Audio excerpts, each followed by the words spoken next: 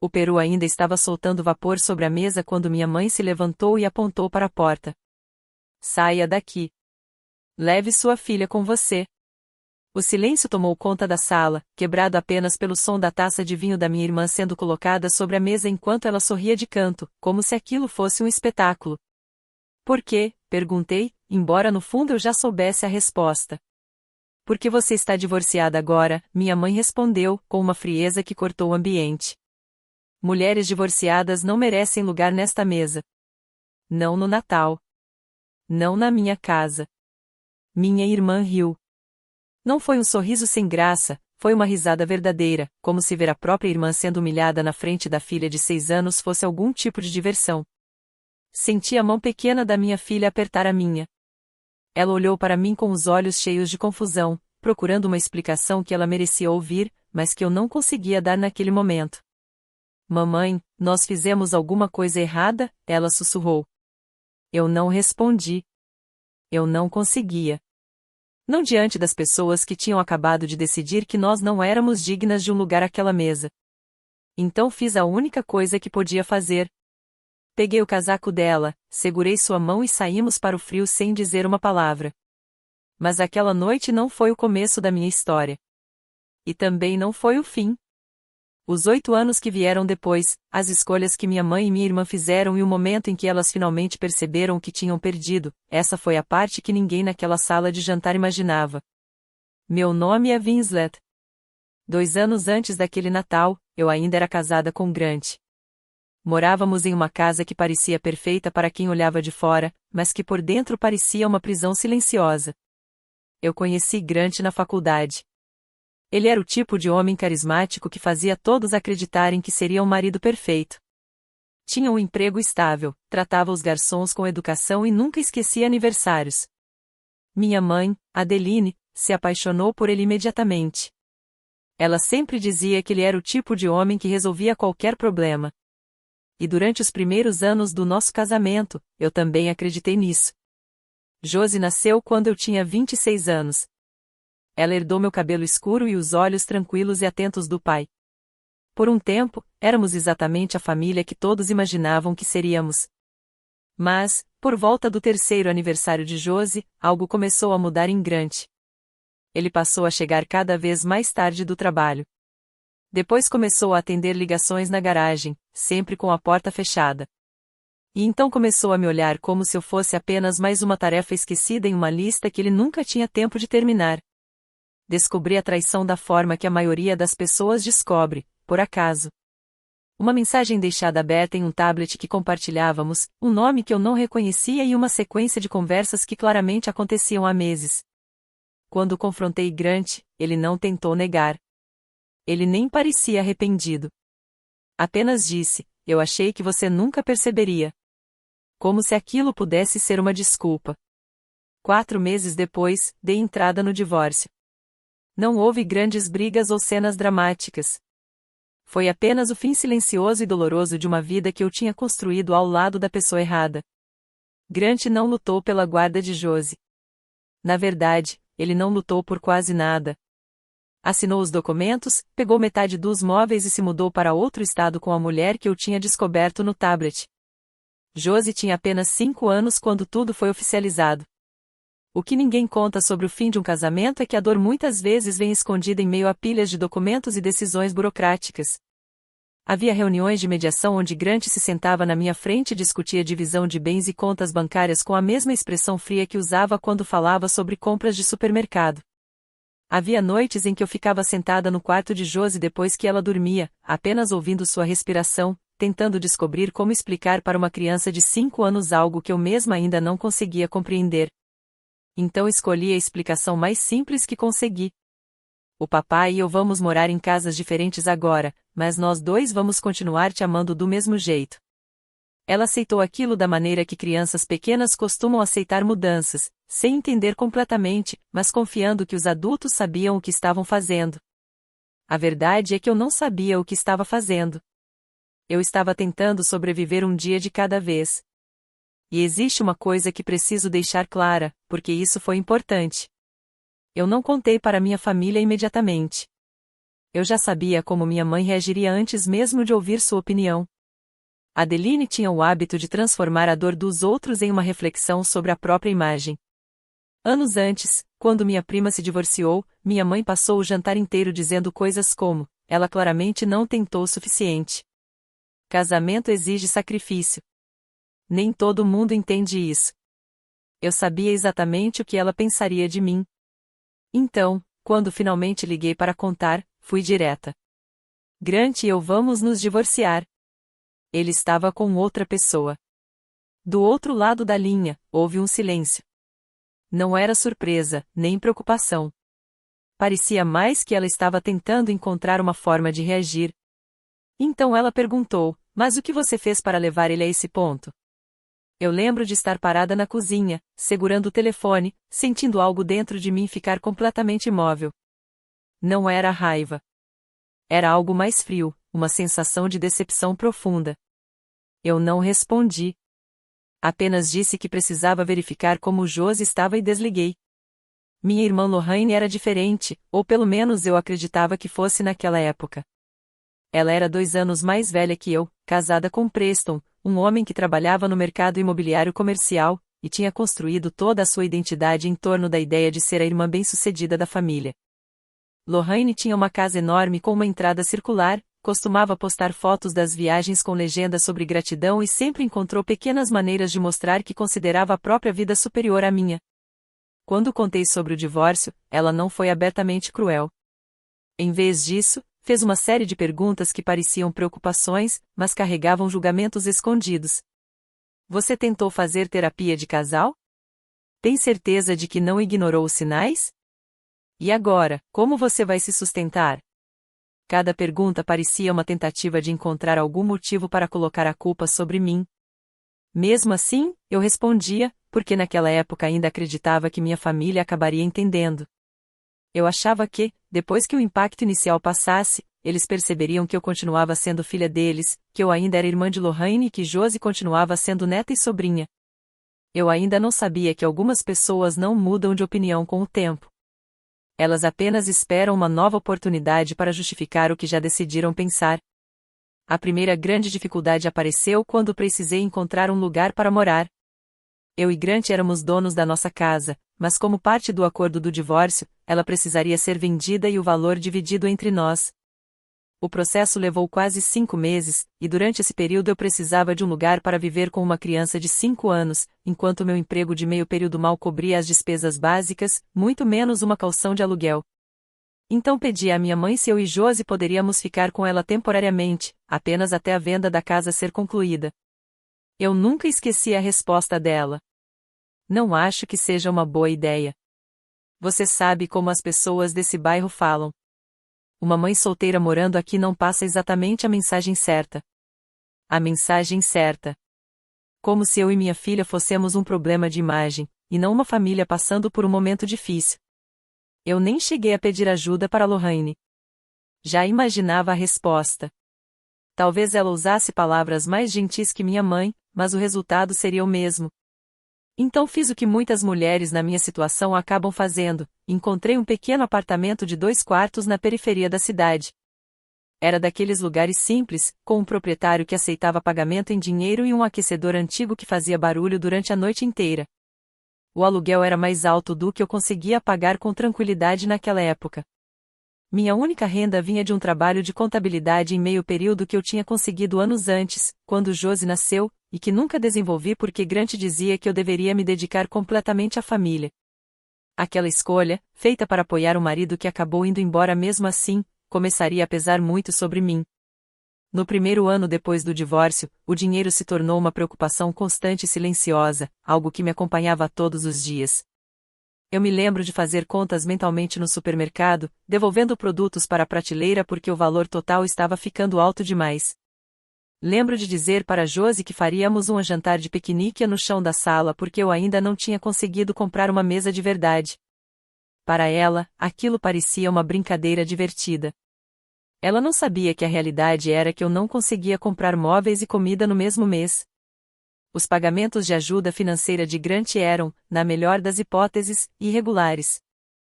Em alguns meses ele enviava dinheiro, em outros simplesmente desaparecia, sempre com alguma desculpa sobre os novos gastos, a nova vida e as novas prioridades dele.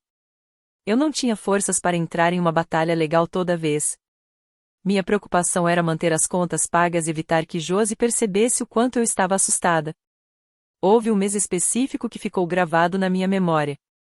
Josie tinha um evento na escola que exigia uma pequena taxa para materiais, e eu realmente não tinha os $20 disponíveis até receber o próximo pagamento. Liguei para Grant, deixando o orgulho de lado, e pedi se ele poderia enviar alguma coisa antes do prazo. Ele disse que estava ocupado e que retornaria a ligação. Ele nunca ligou de volta. No fim, numa terça-feira à tarde, enquanto Josie estava na escola, fui até uma casa de penhores em outra cidade e vendi um colar que minha avó havia me deixado. Eu nunca contei isso para ninguém, até agora. Não conto isso para receber pena. Conto porque acredito que é importante para quem está passando por uma situação parecida entender que as dificuldades que ninguém vê costumam ser as mais pesadas de carregar. Durante todo esse período, minha mãe e minha irmã estavam presentes de uma forma estranha, quase vazia. Elas ligavam nos aniversários, mandavam cartões no Natal, mas quando eu realmente precisava de algo, um lugar para ficar, uma ajuda simples ou até uma conversa em que alguém perguntasse como eu estava de verdade, elas desapareciam. Adeline mudava o assunto para a nova reforma da casa de Lorraine. Lorraine falava sobre algum evento de caridade que iria participar, como se lembrar da distância entre nossas vidas fosse uma forma de me consolar. Hoje, olhando para trás, acho que finalmente entendo o que estava acontecendo. Minha mãe tinha construído toda a sua identidade em torno da imagem de uma família perfeita, bem-sucedida, casada e admirada pelos outros. O meu divórcio não combinava com essa imagem. E, em vez de aceitar que a realidade havia mudado, ela decidiu me tirar do retrato. E isso nos leva ao Natal que mencionei no começo. Já tinham passado quase 8 meses desde que o divórcio foi finalizado. Eu ainda morava no apartamento alugado, ainda precisava controlar cada centavo, mas começava a sentir que minha vida estava, aos poucos, entrando nos eixos novamente. Naquele outono, eu consegui alguns clientes novos para o meu trabalho de contabilidade, o que finalmente me permitiu comprar casacos de inverno de verdade para mim e para Josie, em vez daqueles casacos finos que precisávamos reforçar com cobertores para nos aquecer. Quando minha mãe ligou no começo de dezembro convidando nós duas para o jantar de Natal na casa dela, eu deixei a esperança voltar por um instante. Pensei que talvez aquele fosse o começo de uma reconciliação. Talvez tempo suficiente tivesse passado e ela finalmente estivesse pronta para ser a mãe que eu precisava naquele momento. Comprei um vestido novo para Josie usar na ocasião. Gastei um dinheiro que, na verdade, eu não podia gastar em uma garrafa de vinho para levar, porque queria chegar lá parecendo que minha vida estava sob controle, mesmo que eu ainda não acreditasse completamente nisso. No caminho até a casa da minha mãe, Josie não parava de fazer perguntas. A vovó vai colocar aquela árvore grande de Natal? A cachorrinha da tia Lorraine vai estar lá? Ela estava tão animada. Ela não fazia ideia do que nos esperava. O jantar começou de forma relativamente normal. Um pouco desconfortável, mas normal. Minha mãe fez um comentário dizendo que meu trabalho era bonitinho por enquanto, uma frase que me machucou, mas decidi ignorar. Lorraine passou boa parte da noite falando sobre uma viagem em família para a praia que ela e Preston estavam planejando, deixando claro, sem precisar dizer diretamente, que Josie e eu não estávamos incluídas. Todos naquela mesa perceberam. Então, no meio da refeição, meu tio Desmond comentou casualmente como era bom ter toda a família reunida novamente. Foi nesse momento que a expressão da minha mãe mudou. Ela colocou o garfo sobre o prato com um som seco contra a porcelana e disse, alto o suficiente para todos ouvirem, bem, não é exatamente a família inteira, não é? Winslet não é mais realmente parte da família. Não depois do divórcio. Senti meu estômago apertar. Perguntei com cuidado o que ela queria dizer com aquilo. Foi então que ela se levantou. Foi então que apontou para a porta. E foi então que pronunciou as palavras que ficariam ecoando na minha cabeça por muitos anos, que mulheres divorciadas não mereciam um lugar naquela mesa. Não no Natal. Não dentro da casa dela. E foi nesse momento que Lorraine reagiu. Quero que você imagine essa cena por um instante, porque foi exatamente assim que eu precisei carregá-la durante anos. Minha própria irmã assistindo a própria sobrinha de 6 anos perceber que ela e a mãe estavam sendo rejeitadas naquele momento, e a primeira reação dela foi rir. Não foi surpresa. Não foi indignação. Foi diversão. Antes mesmo de eu me levantar, senti a pequena mão de Josi procurando a minha debaixo da mesa. Ela olhou para mim com uma expressão que eu jamais vou esquecer. Não era exatamente confusão. Era como se ela estivesse começando a entender que algo muito errado tinha acontecido e que os adultos naquela sala, justamente aqueles que deveriam protegê-la, não fariam isso. Mamãe, nós fizemos alguma coisa errada? Ela sussurrou. Eu não consegui responder. Minha garganta parecia presa, e nenhuma palavra parecia suficiente para explicar aquela situação para uma criança que não tinha feito absolutamente nada para merecer aquilo. Então eu me levantei, peguei o casaco dela que estava pendurado na cadeira, segurei sua pequena mão e saí da casa da minha mãe sem dizer mais uma palavra. Ficamos dentro do carro por quase 10 minutos antes que eu conseguisse ligar o motor. Josi chorava baixinho presa ao banco, enquanto eu chorava segurando o volante. Nenhuma de nós falou nada, porque não existia uma explicação capaz de fazer sentido para o que uma criança de 6 anos tinha acabado de enfrentar no Natal. Naquela noite, depois que Josi finalmente dormiu, sentei à pequena mesa da cozinha com uma xícara de chá esfriando na minha frente e tomei uma decisão que mudaria os próximos anos da minha vida. Eu decidi que tinha chegado ao meu limite. Não era que eu deixaria de sentir raiva, isso ainda levaria muito tempo para passar. Mas eu estava cansada de esperar que minha mãe e minha irmã decidissem que eu merecia fazer parte da vida delas. Cansada de diminuir quem eu era para caber na ideia de família que elas consideravam aceitável. Cansada de explicar, justificar e pedir desculpas por um divórcio que eu não tinha causado. Naquela mesma noite, bloqueei o número da minha mãe. Uma semana depois, fiz o mesmo com Lorraine, depois que ela me enviou apenas uma mensagem dizendo: "A mamãe não quis dizer daquele jeito. Você está exagerando." De alguma forma, aquelas palavras tornaram tudo ainda pior, não melhor. Os anos seguintes foram, sem exagero, os mais difíceis da minha vida. Mas também foram os anos em que eu me tornei alguém que eu realmente admirava. Comecei com pequenos passos. Fiz um curso online avançado de contabilidade e análise financeira, estudando todas as noites depois que Josi dormia. Houve noites em que eu funcionava com apenas 4 horas de sono antes de levantar para passar o dia trabalhando com clientes.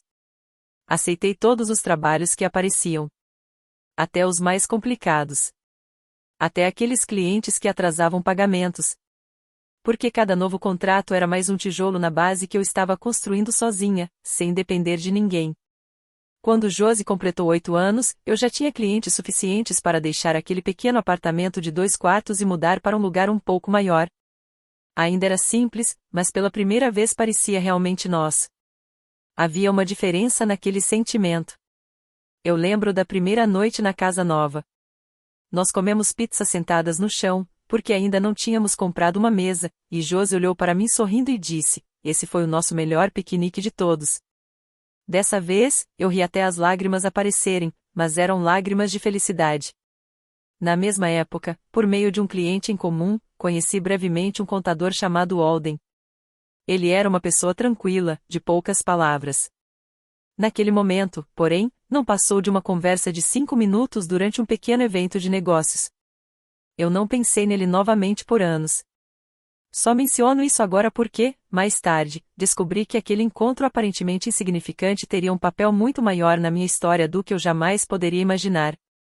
Quando Josi estava perto de completar 9 anos, uma das minhas clientes, uma pequena empresa de logística, me fez uma proposta. Eu consideraria deixar o trabalho como prestadora de serviço e assumir uma vaga fixa cuidando da contabilidade interna deles? Não era um aumento enorme de salário, mas significava estabilidade, benefícios e algo que eu não tinha há muitos anos, a sensação de saber o que esperar do futuro. Aceitei na mesma hora. Quero avançar um pouco nessa parte, porque os anos seguintes seguiram um caminho que muitas pessoas que reconstruíram a própria vida conhecem bem. Foi um progresso lento, sem grandes momentos de destaque, sem nada que parecesse uma grande virada de filme, mas que no fim significou mais do que quase qualquer outra coisa. Eu comecei a evoluir cada vez mais no meu trabalho. Recebi 2 promoções. Voltei a aceitar alguns clientes por fora, mas dessa vez não porque eu estava desesperada tentando pagar as contas, e sim porque queria construir uma reserva para o futuro. Comecei a guardar dinheiro para a educação de Josie. Também criei uma conta para mim mesma, algo que eu nunca tinha feito durante o casamento, quando parecia que todo o dinheiro que entrava precisava atender primeiro às prioridades de outra pessoa. Foi nessa fase, perto do aniversário de 10 anos de Josie, que Grant voltou a aparecer de repente. Ele tinha terminado o relacionamento com a mulher por quem havia me deixado e ligou sem aviso, sugerindo que talvez tentássemos reconstruir uma família pelo bem da nossa filha. Eu lembro de ficar com o telefone no ouvido esperando aquele velho medo voltar. Aquele sentimento que antes fazia com que eu diminuísse quem eu era apenas para manter um homem confortável. Mas ele não apareceu. Então respondi com calma que Josie já tinha uma família. Talvez não fosse uma família perfeita, e talvez tivesse faltado algumas coisas pelo caminho, mas era uma família estável, formada por pessoas que estavam presentes de verdade.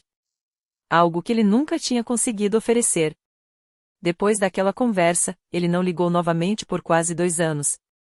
Quando voltou a procurar, eram apenas conversas rápidas e práticas sobre escola e assuntos relacionados a Josie. Nada além disso. Em algum momento daquela fase, eu aceitei uma realidade difícil. Algumas pessoas só aparecem quando o tipo de família que elas querem não exige esforço, responsabilidade ou sacrifício da parte delas. Com o passar dos anos, a presença de Grant na vida de Josie foi diminuindo de uma forma silenciosa, como muitas relações acabam acontecendo. Uma ligação no aniversário virou uma mensagem. A mensagem virou um cartão que chegava 2 semanas atrasado. Depois, nem cartão mais. Quando Josie completou 15 anos, ela simplesmente parou de mencionar o pai.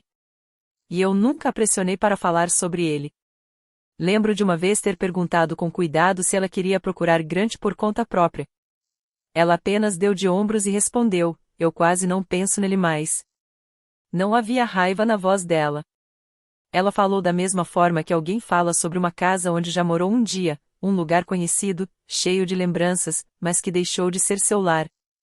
Quando Josie completou 12 anos, eu já tinha deixado a empresa de logística para abrir minha própria consultoria financeira. Eu passei a trabalhar principalmente com pequenos empresários que precisavam de ajuda para organizar suas contas e criar processos mais eficientes para manter seus negócios funcionando de forma saudável. Deixar um salário fixo foi assustador. Pela primeira vez em anos, eu estava abrindo mão de uma segurança que tinha conquistado com muito esforço. Mas, naquele momento, eu já tinha 6 anos de prova de que conseguia construir algo do zero. Eu finalmente confiava em mim mesma de uma forma que não sentia desde antes do meu casamento. No começo, o crescimento foi lento. Depois, quase de repente, tudo começou a acontecer ao mesmo tempo. As indicações de clientes aumentaram mais rápido do que eu esperava.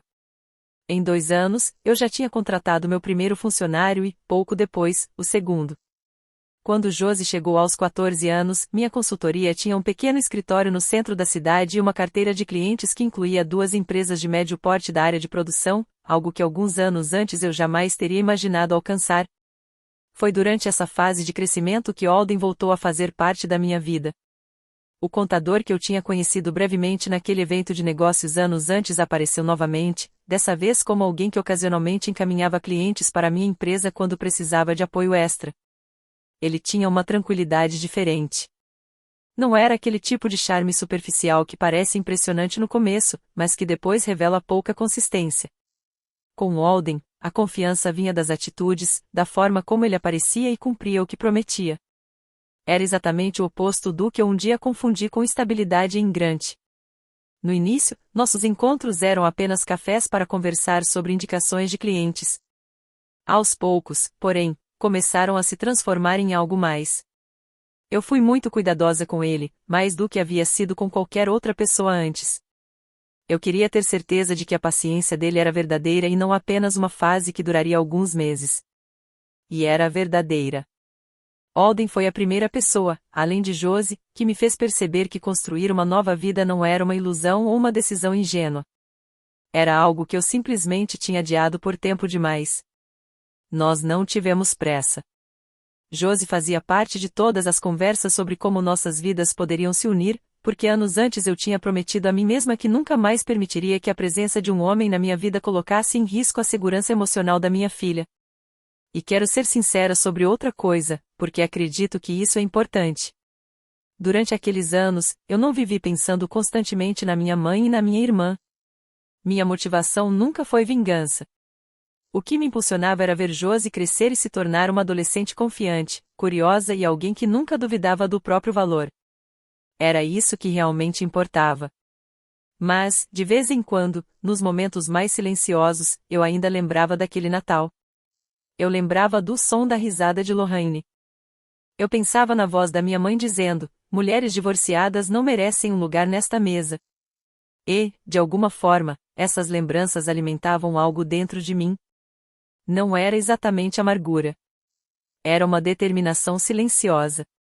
Durante aqueles 8 anos de distância, eu recebia pequenas notícias sobre minha mãe e minha irmã através de parentes mais afastados, pessoas que nunca tinham tomado completamente partido de nenhum dos lados. Foi assim que descobri que o negócio imobiliário de Preston havia enfrentado uma grande crise durante um período de dificuldade econômica e que ele e Lorraine tinham sido obrigados a vender a casa com a entrada circular de que ela tanto se orgulhava. Também soube que minha mãe, já na casa dos 70 anos, começou a enfrentar problemas de saúde. Lorraine acabou se tornando a principal responsável por cuidar dela, uma função que, segundo os relatos, ela aceitava com muita resistência e reclamava constantemente para qualquer pessoa disposta a ouvir. Quando fiquei sabendo de tudo isso, senti alguma coisa. Mas não era satisfação. Não era aquela sensação de vitória que talvez alguém esperasse. Era mais parecido com observar uma tempestade acontecendo de longe. Eu conseguia enxergar a intensidade dela, entendia o impacto, mas eu já não estava mais no meio daquela chuva. Uma parente chamada Priscila me contou certa vez que minha mãe havia falado sobre mim durante uma de suas crises de saúde. Ela teria dito apenas: eu me pergunto como será que Winslet está? E o mais estranho foi que ninguém naquela sala tinha uma resposta. Afinal, ninguém falava comigo havia anos. Ouvir aquilo não me fez sentir vitoriosa. O que senti foi algo mais próximo de cansaço. Aquele tipo específico de desgaste que aparece quando você percebe que uma pessoa poderia ter pegado o telefone em qualquer momento, poderia ter procurado você durante todos aqueles anos, mas simplesmente escolheu não fazer isso. Ela só começou a se perguntar sobre a filha que havia afastado quando a própria fragilidade a fez refletir. Mas se perguntar não é a mesma coisa que procurar alguém. Eu tinha aprendido essa diferença da maneira mais difícil, e não permitiria que ninguém, nem mesmo eu, fingisse que o tempo apagava tudo apenas porque muitos anos haviam passado. A verdadeira mudança aconteceu quando Josie completou 16 anos. Minha mãe, agora com 73 anos e com a saúde cada vez mais frágil, aparentemente pediu a um advogado que revisasse e atualizasse seu testamento. Segundo uma parente distante, minha prima Priscila, que sempre manteve algum contato comigo apesar da distância, o patrimônio da minha mãe, algo modesto, mas ainda significativo por causa de uma propriedade da família que havia valorizado bastante com o passar dos anos, seria dividido entre Lorraine e alguns netos favoritos do lado dela da família. Meu nome e o de Josie simplesmente não apareciam em lugar nenhum. Quando ouvi isso, minha primeira reação foi quase nenhuma. Eu já não esperava nada da minha mãe havia muitos anos. Mas então Priscila contou outro detalhe. Minha mãe teria pedido especificamente ao advogado que deixasse registrado por escrito que Winslet havia abandonado a família e, por isso, teria perdido qualquer direito a uma herança. Abandonado. Essa palavra ficou presa na minha cabeça por semanas. Não porque eu queria o dinheiro. Naquela época, minha consultoria estava crescendo, minha vida financeira estava estável e eu não precisava de nada que viesse da minha mãe. O que doeu foi outra coisa. A forma como ela contou aquela história revelava algo que eu ainda não tinha aceitado completamente. Minha mãe não era apenas uma pessoa fria ou presa a valores antigos. Ela tinha reconstruído toda a memória daquele Natal de uma maneira diferente, colocando a si mesma no papel de vítima e me transformando na pessoa que havia escolhido ir embora. Depois de 8 anos em silêncio, decidi responder pela primeira vez. Eu não liguei. Escrevi uma carta. A carta que eu nunca consegui dizer naquele momento à mesa de jantar, quando minha voz simplesmente desapareceu diante de tudo aquilo. Mantive o texto direto e baseado nos fatos, sem transformar aquilo em um desabafo cheio de emoção. Lembrei ela exatamente do que havia acontecido naquela noite de Natal. As palavras que ela usou, o tom da sua voz, a risada de Lorraine e a pergunta de Josie que nenhuma de nós conseguiu responder. Expliquei que uma criança de 6 anos tinha olhado para a própria mãe e perguntado se elas tinham feito algo errado. E a resposta verdadeira era não. As únicas pessoas que erraram naquela noite foram os adultos sentados naquela mesa, pessoas que escolheram a crueldade no lugar da compreensão, e o orgulho no lugar do amor pela própria família. Enviei a carta através de Priscila, já que eu ainda não tinha um contato direto com minha mãe em que eu realmente confiasse. Eu não esperava uma resposta. E durante quase 2 meses, não recebi nenhuma. Então, de forma completamente inesperada, Lorraine entrou em contato. Não foi minha mãe. Foi Lorraine. Ela ligou de um número que eu não reconheci e, quando atendi, sua voz parecia diferente da que eu lembrava. Não era aquela voz afiada e divertida da noite de Natal, mas uma voz cansada, marcada por anos cuidando da nossa mãe, pelo peso dos problemas financeiros e pelo que eu percebia ser uma reflexão que ela vinha carregando em silêncio. Ela me contou que a saúde da nossa mãe tinha piorado ainda mais. Disse que estava exausta, tanto emocionalmente quanto financeiramente, por tentar lidar com tudo sozinha. E então, quase como se fosse apenas um comentário perdido no meio da conversa, ela disse algo que eu nunca vou esquecer. Eu penso naquele Natal às vezes. Não sei por que eu ri. Nunca contei isso para ninguém, mas eu penso nisso muitas vezes. Naquele momento, eu não ofereci perdão. Porque eu ainda não sentia que estava pronta para isso. Com o tempo, aprendi que forçar um perdão antes da hora apenas ensina às pessoas que suas atitudes cruéis não têm consequências reais. Eu disse a Lorraine que apreciava a sinceridade dela, mas que um pedido de desculpas 8 anos depois, motivado principalmente pelo desespero e pelas dificuldades que ela estava enfrentando, não era algo que eu pudesse simplesmente aceitar como se nada tivesse acontecido. Ela não tentou se defender. Ficou em silêncio por alguns segundos e então respondeu: "Você tem razão." A voz dela carregava algo diferente. Parecia que ela já esperava ouvir aquilo, mas ainda assim precisava dizer aquelas palavras em voz alta, independentemente de eu estar pronta ou não para recebê-las da maneira que ela desejava. O que aconteceu no ano seguinte não foi exatamente uma reconciliação. Foi mais como o desmoronamento lento da história que minha mãe tinha contado durante tantos anos. Quando minha mãe faleceu na primavera seguinte, a questão da herança acabou sendo muito mais complicada do que ela provavelmente imaginava. Priscila, junto com outros 2 parentes que haviam descoberto através da família sobre a declaração de abandono deixada nos documentos, levantou questionamentos com o responsável pelo inventário. Eles sabiam que aquela versão dos acontecimentos não correspondia ao que realmente havia acontecido, especialmente porque alguns deles, incluindo meu tio Desmond, tinham presenciado aquela noite de Natal. Depois de meses de análises, conversas e discussões entre advogados, uma parte do patrimônio acabou sendo colocada em um fundo destinado a Josie, como a única neta da minha mãe pelo meu lado da família. O valor ficaria reservado até que ela completasse 18 anos. Lorraine não contestou a decisão. Acredito que, naquele ponto, ela finalmente entendeu o que havia sido feito e quem tinha sido prejudicado. Fingir que nada aconteceu já não era uma batalha que ela parecia disposta a enfrentar. Eu nunca recebi uma explicação completa sobre todos os detalhes de como o processo legal chegou àquele resultado.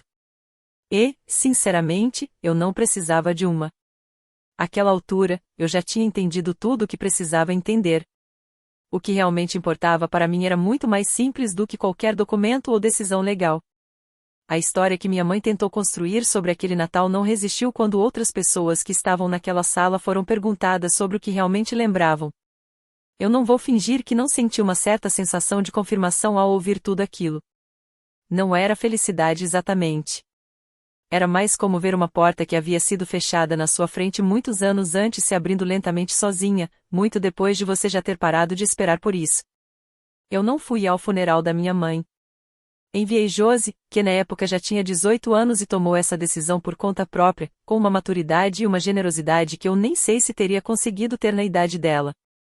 Depois, ela me contou que Lorraine se aproximou dela discretamente durante a recepção e disse apenas: "Sua mãe construiu algo incrível sem nenhum de nós. Eu espero que ela saiba disso."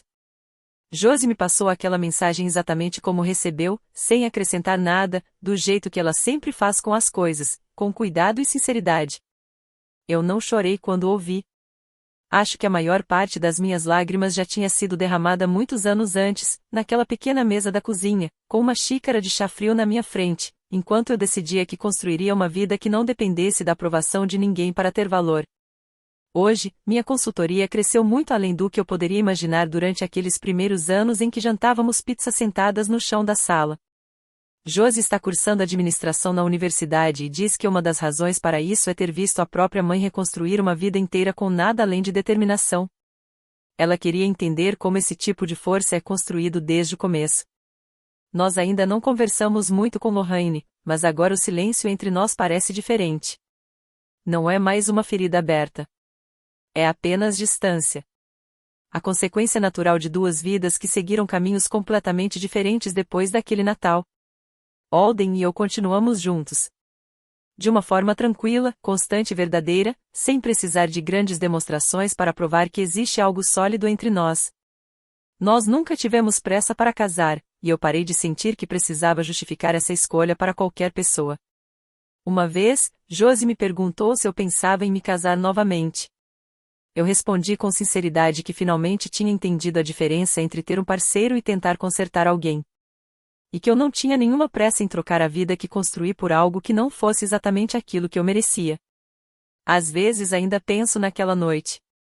Mas não com a dor intensa que carregava antes. Hoje penso com uma clareza diferente.